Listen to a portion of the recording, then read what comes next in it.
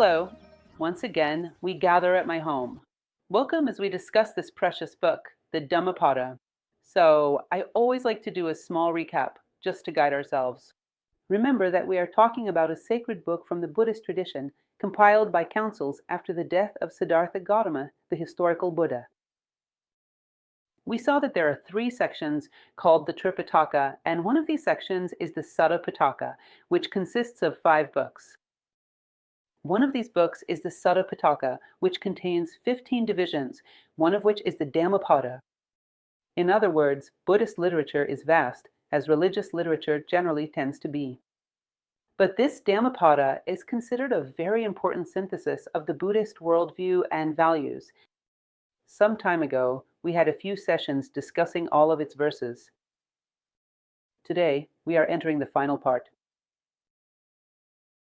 So today, we will explore chapter 22, Hell, Nirvana. Always considering that the concept of hell or paradise, within this religious tradition, at least in its origin, or at least in part of its conception, was understood differently. Over time, many things change, but originally, hell or paradise was experienced right here. It was a response we give to the circumstances of life, whether humane or inhumane. It is the possibility we have of not allowing circumstances to steal us from ourselves. When we are robbed of ourselves, that would be hell. When we take control of the reins, we will be in paradise. Remember that passage said to be of Zen Buddhist origin, where a great military leader, a great general, approaches a Buddhist master and asks, "What is hell, master?" And this master, as often happens in such stories, decides to test him. He pretends to be very irritated, becomes nervous, and says, "What foolishness! Who are you to ask me such stupidity?" And this general, covered in medals, surrounded by all his honors, becomes enraged by this treatment. "Who do you think you are? How do you speak to me this way? What are you thinking?"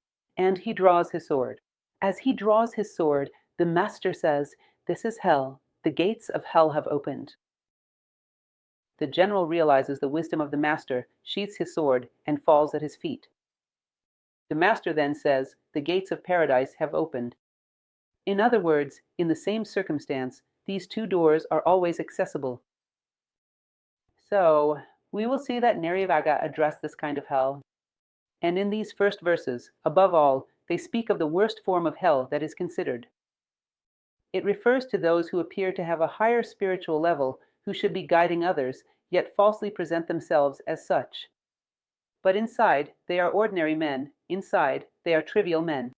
They are those who merely display an outward behavior that seems aligned with a spiritualized person. But the roots of this spirituality do not truly exist within them. Then, in verse 308, it is stated, "It would be better to swallow a ball of red-hot iron, similar to a flame of hell, than to be dissolved and uncontrolled, living on the alms of the people, monked." Better a ball of red-hot iron than to be dissolved. To represent people's hopes, to embody what they hold most sacred, because that is precisely what it means. A monk. He outwardly represents what all individuals seek to find within themselves, and to betray that representation. To fall short of being a vessel for another's hopes. In other words, at a certain point, to make people feel betrayed in the highest expectations they held. To extinguish human hope, this is a grave matter. So he states that this is the worst of all possible hells. Remember that, in another lecture, I spoke to you about this and emphasized the importance of paying attention to the difference between moral consciousness and moral behavior. Moral consciousness acts because it understands the necessity of doing so, recognizes the pedagogical value it holds for oneself and for others, and knows where such behavior will lead. And moral behavior is mere conditioning. In other words, one speaks, acts, and follows all the norms of etiquette and relationships expected of a wise person, but without true understanding. It may deceive for a while, but not for long, and the disappointment is immense. So, continuing with verses 312 to 313, he states, "There are no great fruits to be expected from a duty performed negligently, from a wavering vow, or from hesitant chastity. What we must do, let us do with decision and energy. Negligence opens the door to passion. An ignorant pilgrim only raises the dust of the road, the dangerous dust of desires. For those who watched that series I did on another very beautiful book, The Light on the Path, there is a passage, one of the commandments from the Light on the Path, that says the following: seek the path. And I commented to you that, at first, this might seem a bit paradoxical. After all, it is obvious that anyone looking for a book that aims to indicate the path to wisdom is already seeking the path. But when you reflect a little, you realize that this is a mistake. Many times we create this appearance. We say we seek wisdom, but in reality, we desire very material things. What truly motivates us is the projection of our name, the recognition of our image, the desire to be above others, to consider ourselves superior in some way. Do not forget, Helena Blavatsky used to say that the worst of all vanities is spiritual vanity, and we end up developing exactly that. But we do it for ourselves, which is the worst kind of lie. We deceive ourselves, claiming that we seek spirituality, that we seek wisdom. It is very important to pause from time to time and ask yourself, what do I truly want? This weakness, this negligence in the pursuit of spirituality, belongs to those who do not genuinely have the will to reach it. It is as if you imagine the example I always give about chocolate. Chocolate had not yet arrived. Back then in Europe, it was an American invention. Some who traveled from the Americas back to Europe brought it with them. Europeans would not have made great efforts to obtain it. They didn't know what it was. But once they tasted it, and especially after the Belgians perfected it, no one who has tried it, or at least the vast majority, there are very few people I know who don't like chocolate. One cannot deny something they have already experienced and know to be good. In a certain way, a person who loves the path of spirituality has already experienced something spiritual, has already tasted it, and knows its value. This is revolutionary in their life.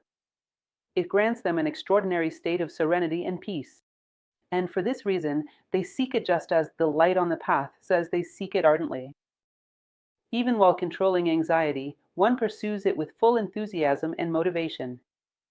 Yet, we are often lukewarm because we have not truly seen it. Sometimes we sense that something exists, but we have not yet experienced it. Or perhaps we are deeply committed to this path. Seek the path, look within yourself, and ask with complete honesty, what am I truly searching for? What is my true goal? Well, Chapter 33, The Elephant Nagavaga. It presents a series of situations in which the elephant manages to evade obstacles. These circumstances serve as a reference for us so that we too may follow this path. Buddhist tradition was born in India, and in India, one of the most symbolic animals is the elephant. It possesses great strength, yet at the same time, a delicate awareness of where it steps. In short, the elephant is the title of this chapter 23. Verse 320. Just as an elephant in battle bears the arrow shot from the bow, I will patiently endure the harsh words of those who cannot control themselves. It was a battle animal in India, just as the horse was used in the West, and there as well, but the elephant was a war mount. It endured many arrows, many wounds, and kept on fighting. In a certain way, we too receive these arrows and wounds, and we should have the same capacity, the same channeled strength as the elephant, to not allow these wounds to bring us down or take us off our path. Every man can be wounded, but not necessarily defeated. Allowing yourself to be defeated depends on the poisonous burden you place on each of these arrows, the weight you assign to them, and the lack of focus on the goal of your life, which should be constantly validated by your own conscience and not necessarily by external factors. In verse 327, it continues, seek joy and full attention, be vigilant, watch over your mind. Free yourself from the swamp of evil, as the elephant frees itself from the mud. In other words, the ability to reach the other side, to free oneself from the swamp. For Greek traditions, for example, Plato speaks about this. In his Cratylus dialogue on the etymology of words, he stated that Hero comes from eros, love, heart. Courage also comes from the same root, heart. In other words, something we love is on the other side of this river. Logically, I wouldn't throw myself into a rushing river for no reason. But if something I love is on the other side, it's as if my heart is already there, waiting for me. And you are capable of placing yourself in this complex situation and making it to the other side, carried forward by your own heart. In other words, my heart is already at my destination. The rest of the body vitally needs to unite with it. So, the one who seeks to reclaim their heart has a much greater chance of overcoming difficulties than the one who seeks nothing, who stops in front of a small obstacle, a mere stream in their path. In verses 328 to 330, it is said, on the journey of life, if you find a wise, sober, wise, controlled companion who overcomes all obstacles and walks by their side, follow him as the moon follows the path of the stars. If you do not find such a companion, walk alone as a defeated king abandons his kingdom, or as the solitary elephant in the forest. On the path of life, it is better to live alone than to have a foolish companion. So, understand that this is not contradictory to everything we have already discussed. Buddhism, the Buddhist tradition, and Buddhist philosophy recognize the need for harmony with everything, but with each thing in its proper place, at the right distance and rhythm, like the sun with the planets. I have used this example in a previous lecture from this same series. In other words, the sun loves all the planets, gives life, and illuminates, but each one remains at the correct distance and rhythm. It does not pull anything too close to itself, otherwise, it would burn everything. In other words, presumably, we are capable of relating to everything in the universe, but always maintaining the necessary distance and rhythm. Now, what you bring close to you is that which inspires you to be good and to which you can return the same inspiration. In other words, friendship is a union formed around the highest qualities we possess. Friendship is not a complicity of flaws. Friendship is a union of virtues. So that one becomes a reinforcement in the other's battle, so that one adds their strength to the other's struggle, so that they fight together in the same trench and achieve victory together. There is a quote by Nietzsche that I find interesting, in which he says, "I hate those who steal my solitude without, in return, offering me good company." Of course, there is a lot of Nietzsche's radicalism in that. People do not always come to us because we need to take something from them. Many times, we must give. But those we bring into our intimacy, to accompany us throughout the journey, shoulder to shoulder, it is important that they are the ones with whom I can share the noblest aspects of my life. It is important that they are the ones with whom we unite to be a force of addition in life, one for the other. We cannot bring into our intimacy someone who will constantly engage in a power struggle with us, a permanent one where each is draining the other's energy, because that is not a healthy relationship. That is not the right distance to be from such a person. So, it is all a delicate balance that must be understood. Everything in its proper place. There is no evil in the manifested universe, as Plato would say, but keep close to you those who seek the same goal, who share the same needs. For those unfamiliar, learn a little more about Plato's idea of soulmates. He speaks of this union across 3 worlds, but starting from the highest one. Do not deny anyone, but give each person the place that corresponds to them, including within your own life. Chapter 24, Desire, Tanhavaga, verse 341. By allowing the mind to indulge in the delights of pleasures fed by desires, the man enslaves himself to the cycle of rebirths. Notice that we are following a very simple logic, at least at first. It is the idea of moving away from separateness, seeking unity, contributing our share, our piece of the great puzzle, so that it fits into the whole. Desire is a child of separateness. How can I desire something to be mine if I consider that this something is one of the beings of creation, with as much right as I have? I cannot be. If I consider my physical body, my hand cannot own my foot. Both are parts of the same body, each with its individuality, without nihilistic considerations, each with its role. The role of the hand is different from the role of the foot, but together they form a body. If the hand feels it owns the foot, it is because it sees itself as superior to it, and it believes it has the right to take something from creation, not to fulfill its own path, but to serve itself. Feeling ownership over something, desiring, possessing something, it is as if that thing were inferior to me and had no right to fulfill its own destiny. It must belong to mine and, in some way, complement my journey.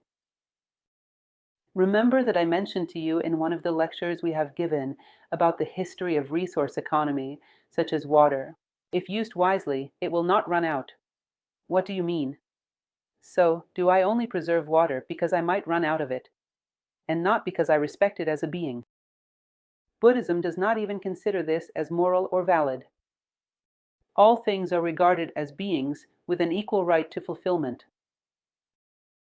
In other words, I cannot possess anything without, in some way, violating unity and practicing selfishness. And this idea of finding our identity, integrating it with the identity of all things, without wanting to possess or be possessed by anything, is a powerful weapon against the heresy of separateness, as mentioned in Tibetan Buddhism. Thus, overcoming desires, those desires that bind us to the earth, to the possession of material things. This is extremely necessary.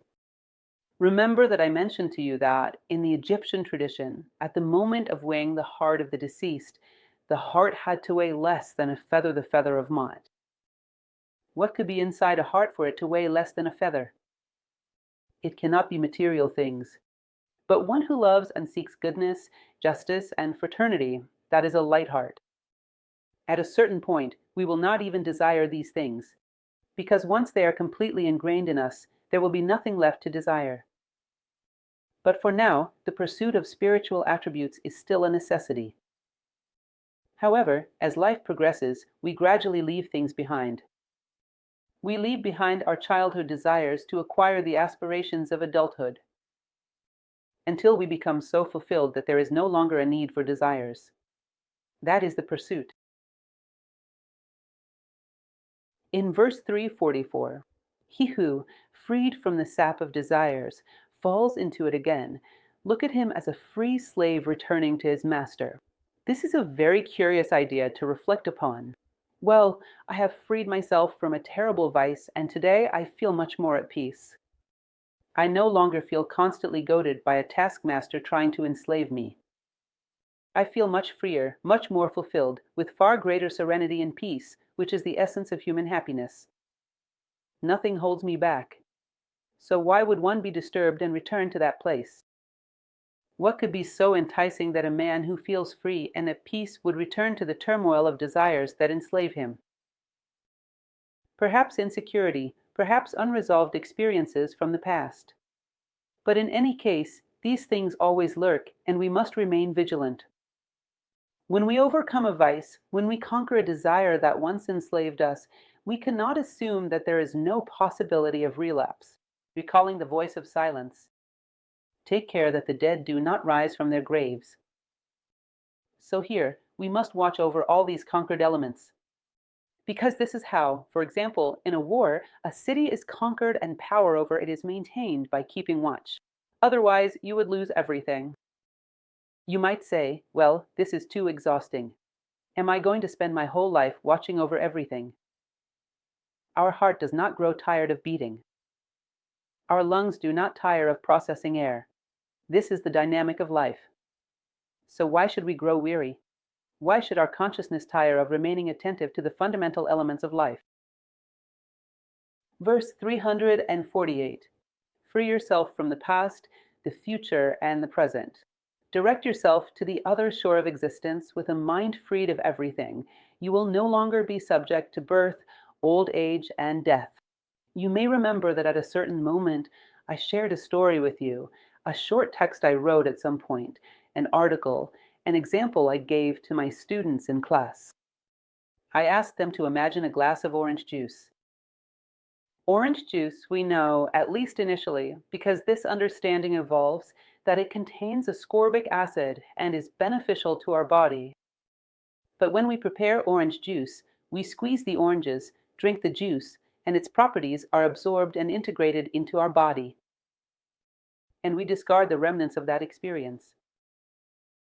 We don't go through life carrying orange peels with us, because the juice has served its purpose. The same should apply to life experiences. We live wholeheartedly, take the best we can from each experience, integrate it into our consciousness, but leave behind the price we paid for it. We let go of the memories that allowed us to reach that understanding.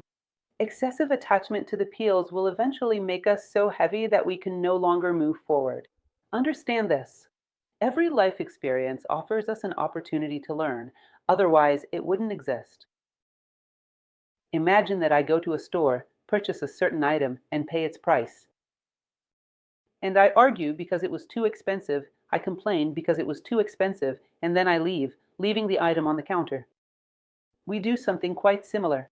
We argue with the experiences that life brings us, and the lesson we are meant to take from them, we do not carry with us. Because we do not reflect, we do not delve deeper into what we have lived.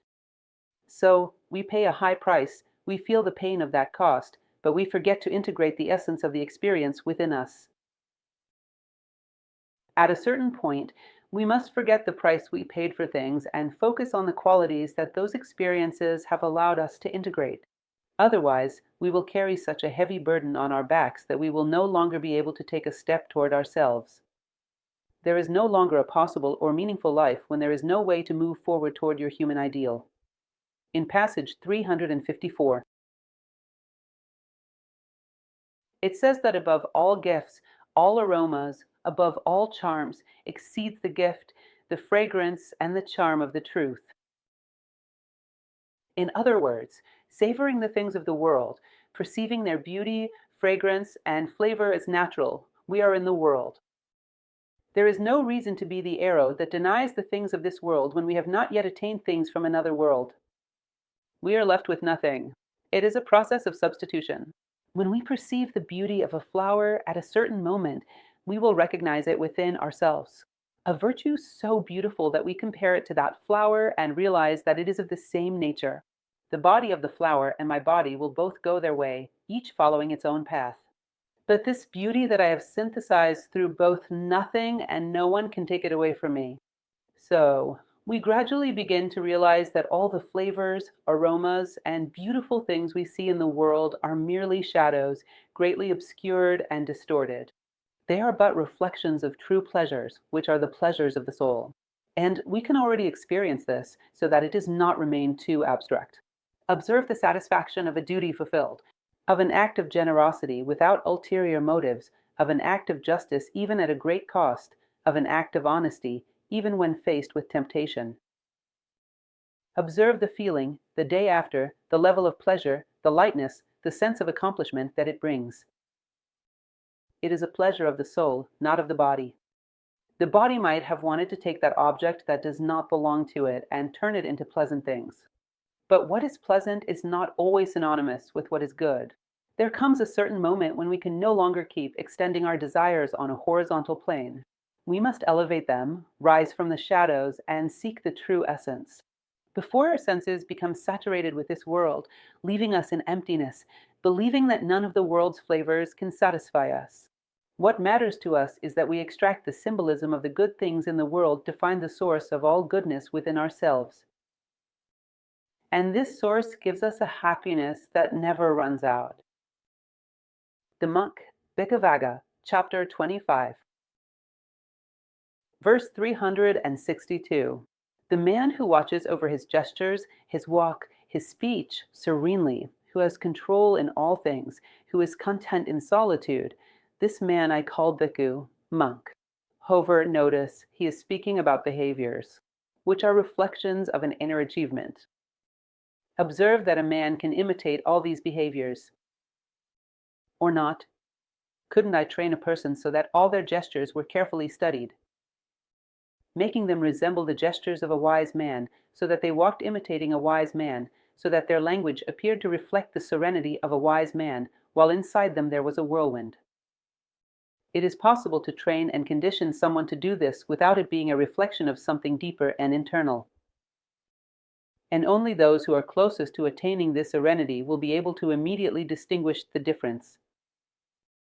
One leads to an extremely bitter sense of emptiness, and, moreover, a discrediting of noble behaviors. Because, in truth, a behavior holds little value when it is not the externalization of a nobility that we carry within us. In verses 366, it says that if, despite constant effort, the progress made is still not great, but your life is pure in obtaining subsistence, even the divine beings would praise you.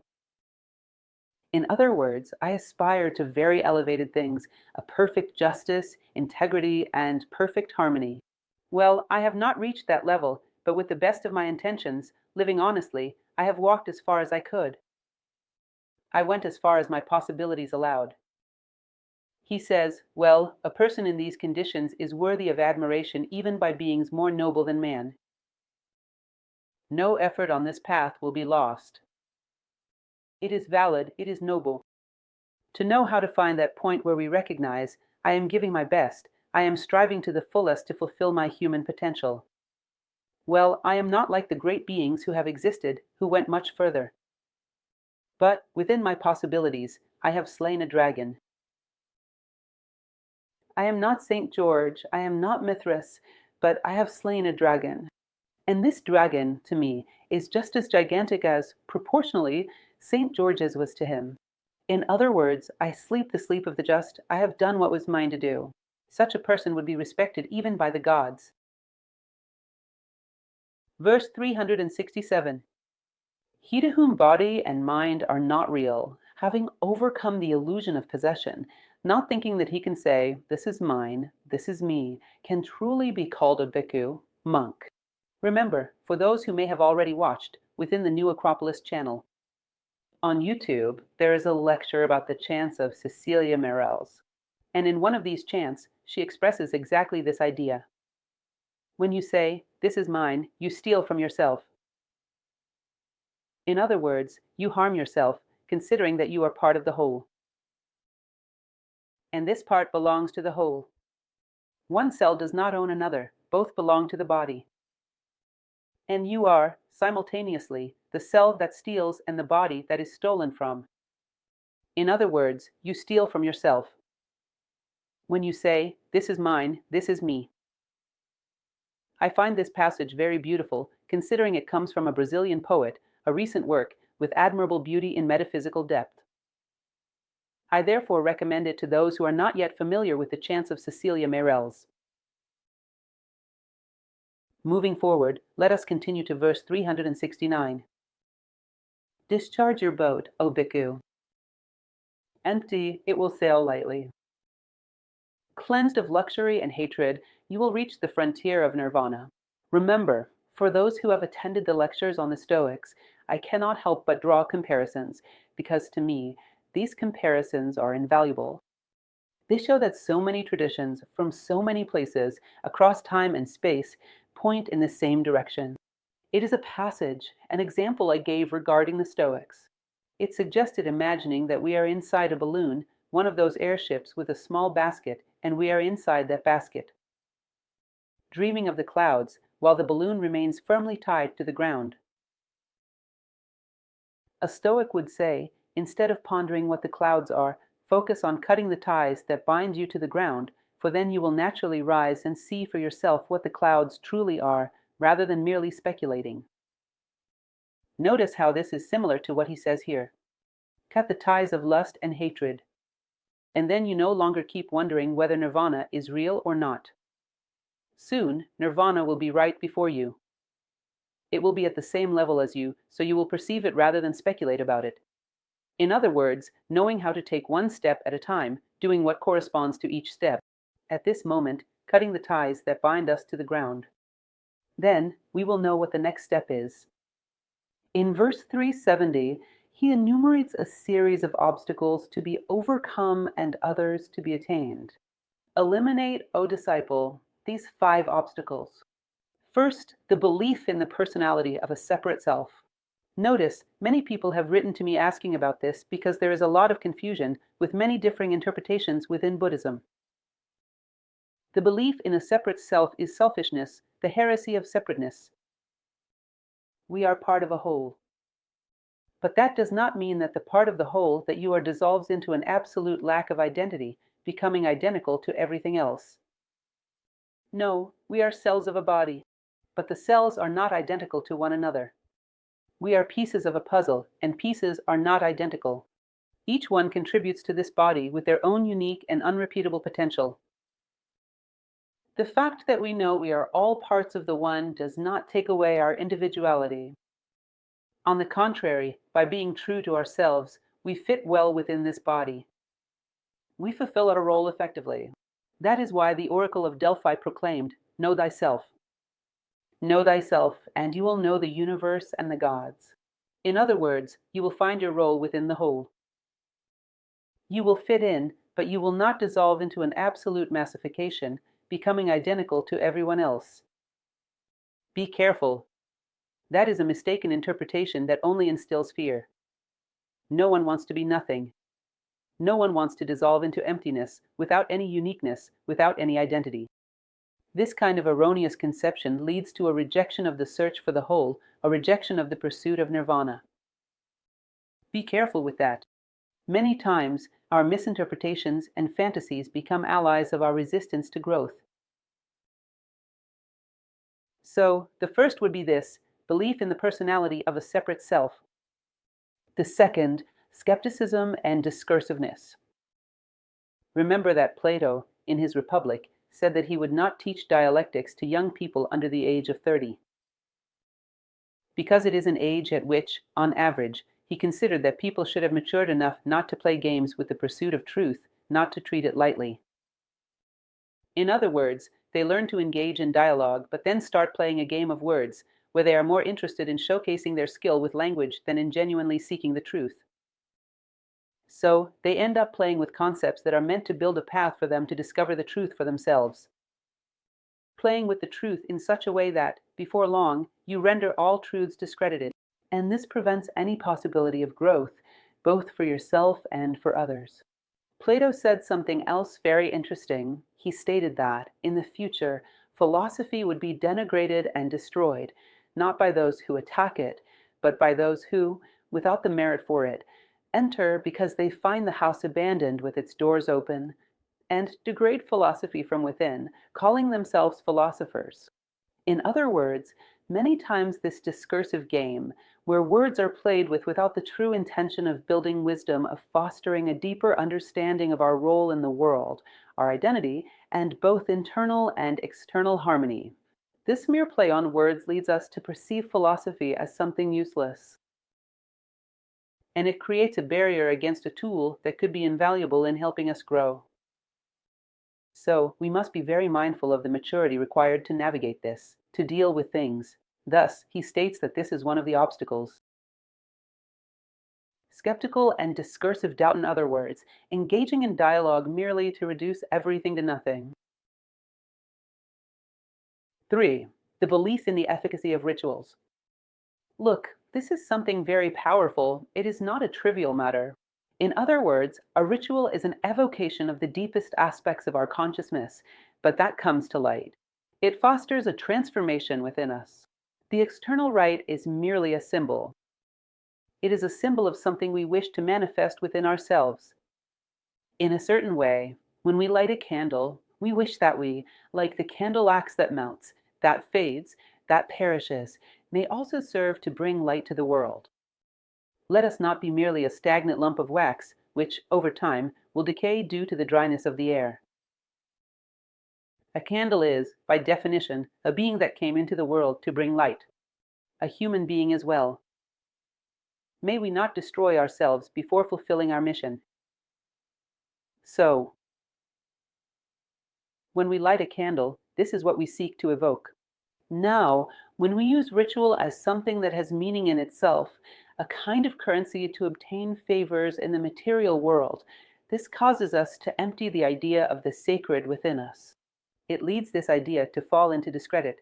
So, it is another element. Notice how relevant this is today.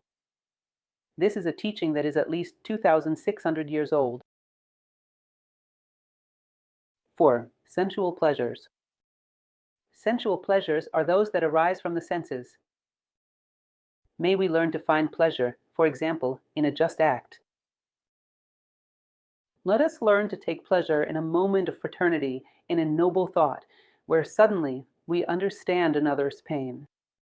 In a symbolic thought, where suddenly we understand the meaning of an experience, our own, another's, or that of humanity. These are also pleasures. Evolution is nothing more than the refinement of taste, as Sri Ram used to say. We gradually refine ourselves, needing fewer sensual pleasures and finding more joy and intelligible pleasures in the pleasures of the soul.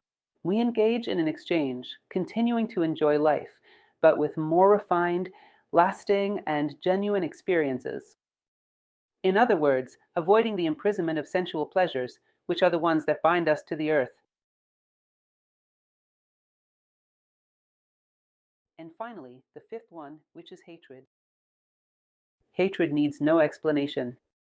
Hatred is a force of division and dissolution which distances us in a profoundly complex way from the cells around us. In a certain sense, we can consider that a severe illness is a form of hatred within our own body. A separation where individual units begin to act autonomously and no longer consider the whole. This deeply ingrained separateness, this urge to divide, to destroy, to isolate. This is highly unhealthy and should be one of the things we pay the most attention to. And yet, it remains so present in our lives.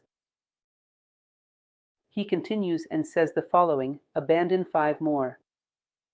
In other words, after the first 5, let go of 5 more. The desire for spiritual peace. That is, as if you were following all the prescribed steps just to rid yourself of it. And not because you see it as your duty. As a human being. In other words, imagine a great artist, Leonardo da Vinci, painting the Mona Lisa in a rush just because he wants to get it over with. What would the Mona Lisa be then? It wouldn't be the masterpiece that it is. He gave his best every minute, savoring each moment, pouring into it the fullest extent of his abilities, the deepest part of his heart. And because of that, he reached excellence. He truly became the master of quality that he was. So be cautious of the eagerness for spiritual peace, because this eagerness deep down is imbued with selfishness. I want to rid myself of all these troubles. I want to reach a place where no one disturbs me. I want to save my own skin. He says this is one of the elements that must be abandoned. 7. The desire for an immaterial existence, subtle psychic world.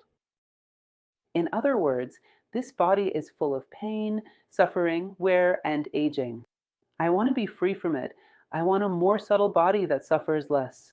Well, if in this way you desire this as your ultimate goal, then you do not seek to transcend matter in order to serve better, to show the way. For those who come after, this ends up being a process of metaphysical aesthetics. In other words, I seek a beauty that time does not corrode. It ultimately becomes imbued with selfishness. I want a stability that my body does not allow me, and it ends up being a process of wanting to escape the discomforts of matter. And not a desire to serve at each stage, in every step you take along the way. Be careful. Helena Blavatsky used to say that the worst form of selfishness is spiritual selfishness. Selfishness disguised as spirituality. I want to get there. I don't want to suffer. I don't want to grow old. I don't want to face any more disturbances. Well, then what you're looking for is a vacation, a resort, not a material one, but a metaphysical resort. But that has nothing to do with being human, nothing to do with altruism. It has nothing to do with the pursuit of unity. Just desires for liberation from the inconveniences of your life. 8. Spiritual pride. In other words, finding just a small piece of knowledge and already feeling superior to others. That's when our spiritual achievements start to become tainted by the seeds we left behind. The seeds of selfishness and separateness.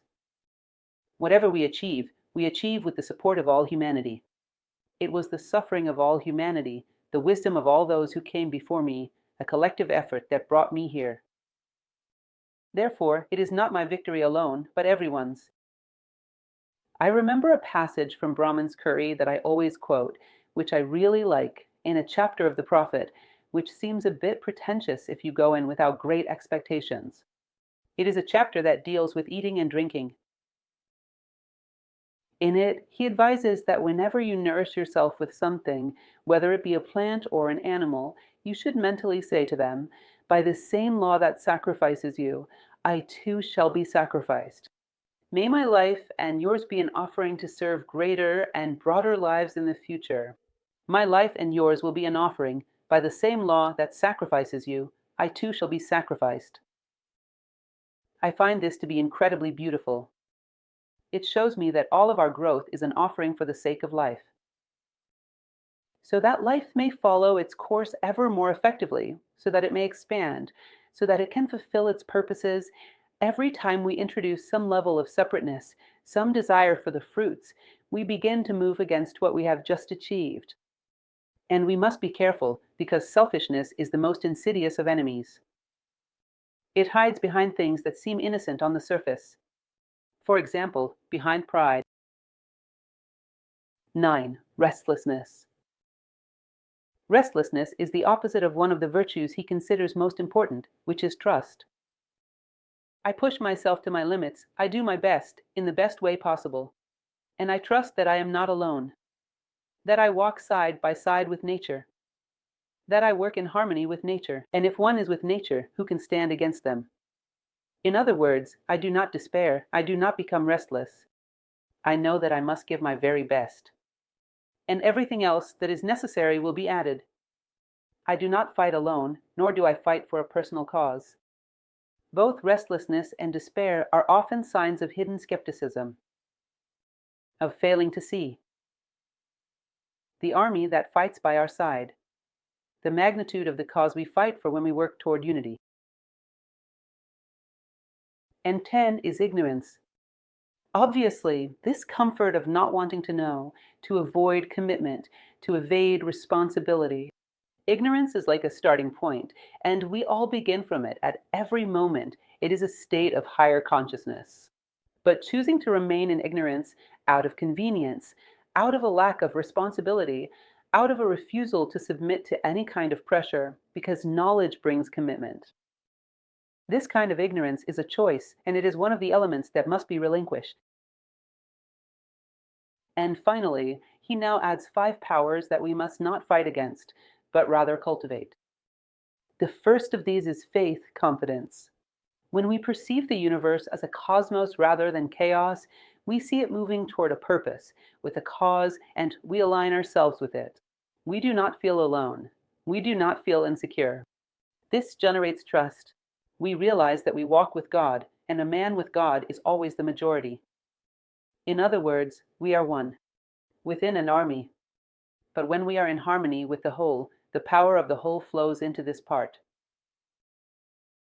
Just as the power of the entire body flows into this hand when it works in harmony with it. In other words, it was not simply Leonardo da Vinci's hand that painted the Mona Lisa. His entire body contributed to it. His entire body worked together so that the hand could go and complete the work. Thus, a man who trusts in an ordered universe and walks toward a purpose is a man who is much more secure, with much greater strength and motivation. Which is exactly what he will discuss next. Beyond trust, energy, determination, and motivation. Constantly, every day, look at your goal and remember who you are and where you want to go. With all of this, do not let yourself be lost in the trivialities of life. Remember every day who I am and where I want to go with my life. Channel energy toward this great objective, because what we came to do in this world is great. A project, because I want to contribute to humanity with this, which is called my life, with this energy, this life that was given to me. Next, he will talk about attention, of course. Consider that life is full of lessons, and that distraction makes us trade a reality that could educate us for a fantasy that only drains our energy. Every moment of our life has something to teach us.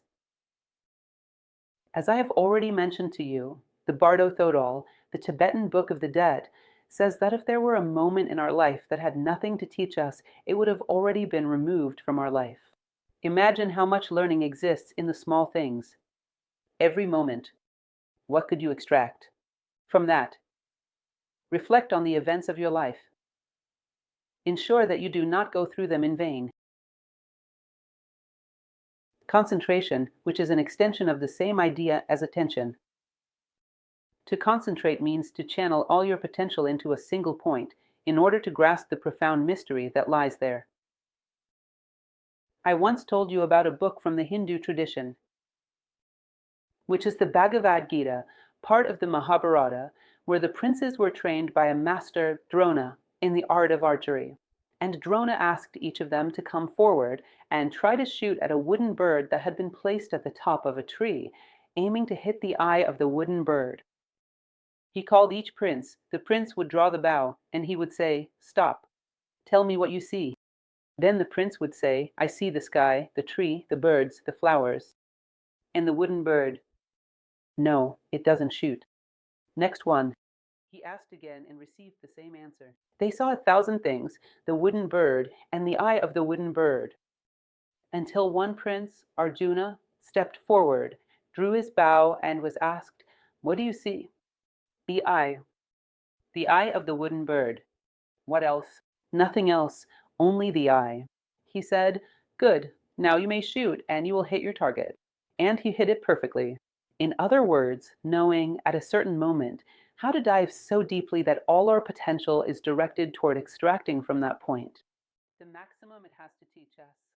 Not underestimating life's lessons. That is concentration. All of ourselves fully engaged in each lesson that life offers. That would be our ideal. And finally, wisdom. The ability to delve deeply into each piece of knowledge acquired, to experience it and integrate it as your own, in such a way that it is no longer just a teaching I received from someone else. It is a teaching that I have tested, integrated, and made my own way of responding to life. Imagine that you want to test one of these teachings from the Dhammapada. Test it, observe that in your life, it happens exactly this way, integrate it. And soon, your response to life will become automatic. You may not even remember that you took it from the Dhammapada. Those who teach us the great lessons of life do not ask for copyright. And they expect us to embody this teaching so that from then on, it is no longer just something written in a book, but my own way of responding to life. Verse 382. Even a young monk dedicated to the Buddha's teachings illuminates this world like the moon emerging from the clouds. In other words, even a young person, pure and well-intentioned, who commits to living with sincerity. These teachings, as conveyed by the Dhammapada, already enable them to project a light that makes them a beacon of hope for all those who are in darkness. They already become a point of reference. Sometimes it is a matter of external time, an inner sense of time, confidence, attention, focus, dedication, energy, motivation. And we radiate from this power that we were able to gather in a given moment. We radiate and illuminate, fulfilling our role in the world. We make the path of those who follow us clearer, more luminous, thanks to our effort.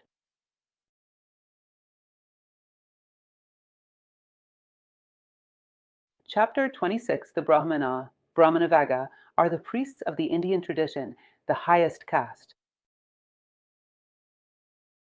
384. When the Brahman reaches the peak of both paths, concentration and inner vision, all the shkekels fall to the ground, and then he knows reality. In other words, the peak of both paths is the ability of inner vision, internal concentration, and the realization of who I am. Amidst all those things that they say I am, that they suggest I should be, what are my principles? What is the central command from which I govern my life? My true essence. And from this central command, like a lighthouse in the middle of the sea, I illuminate points in that sea, I focus. In other words, an inner life and external focus. I illuminate the external world based on these principles that shape my identity. And I see things closer to reality to the extent that I am capable, depending on the intensity of the light I project. That is, I have an impartial, sober, and more realistic vision. So, he says that this is freedom. Take a moment to reflect on what freedom truly is. This alone could be an entire lecture. Freedom is liberating yourself from everything that prevents you from being your true self, that hinders you from fulfilling your role in the world, from delivering your message. When a person finds their central core, when they exercise the right to be themselves, they are completely free to see things as they truly are and not as the world dictates they should be seen. It's astonishing. Observe yourselves and the people around you. Notice how often people repeat cliches. Without ever having truly reflected on the meaning of those words, how few are those who have genuinely seen things to the fullest extent of their possibilities and analyzed them without prejudice, without cliches, without memorized doctrines, without repeated phrases, but instead by seeing through the lens of their own identity.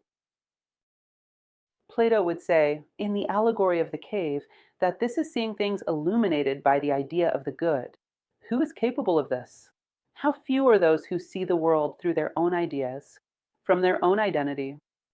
398. He who has freed himself from the shackles of hatred, the veil of desire, the cord of asceticism, and the latent tendencies, who has lifted the lock of ignorance's obstacles, he is called an enlightened one.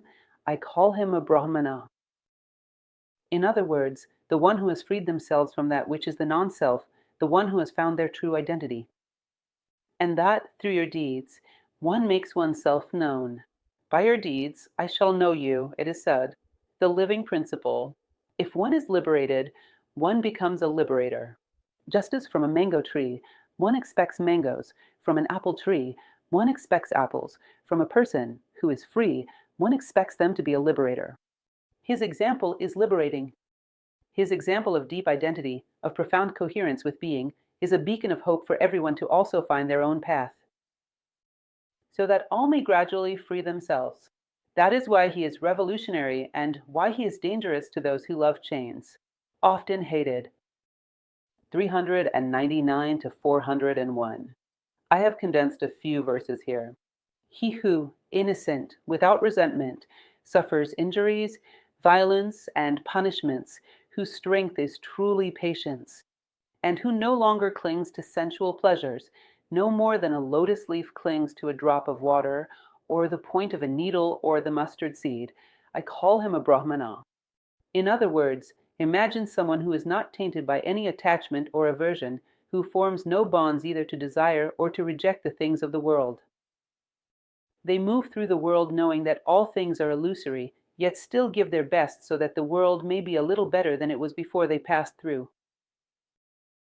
And who is in contact with material things without desiring them, without feeling ownership over anything, but simply feeling responsible for their own path. By walking their path, they leave traces. This is what they call a Brahmin. In other words, these are the qualities of someone who has already reached a very high level. But remember, even if they seem distant, they still serve as a reference for us. Just like when you open the doors and windows of your house, the sunlight reaches you. Simply because you open the doors and windows of your house to the sun, the distance remains the same as when the doors and windows were closed, but you have placed yourself in contact with it. In the same way, this is the ideal of an imperfect Brahmin. Just the act of looking toward this ideal begins to stir our imagination, and we say, I love this, I want to be this. Your life is no longer the same as it was before. Be careful, because the lack of consciously chosen and personally constructed models in our lives allows the models of collective worship to infiltrate. Before you realize it, you have trivial goals, and they start guiding your life out of distraction, out of a lack of attention and focus. The example of the great Brahmins, even if distant, is the necessary reference.